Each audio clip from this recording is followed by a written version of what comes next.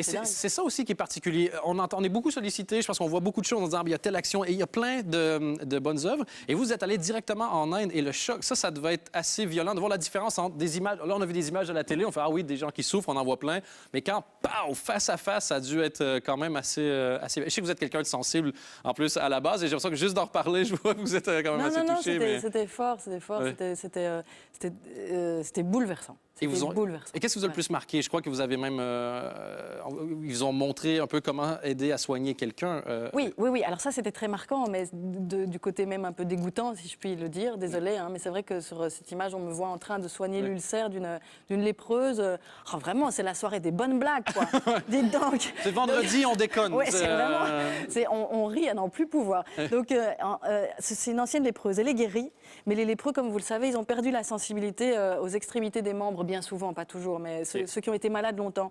Et donc souvent, ils se blessent, par exemple, le bout des doigts ou les pieds, ils ne le sentent pas. Et du coup, les blessures deviennent graves. Alors parfois, il faut couper des bouts de doigts, il faut amputer.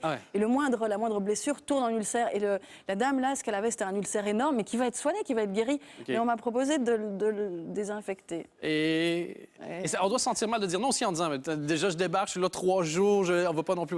Mais ça doit être... Et j'imagine que ça donne aussi une autre vision des bénévoles, de ceux qui vont et c'est leur quotidien, ils sont tout le temps là-dedans.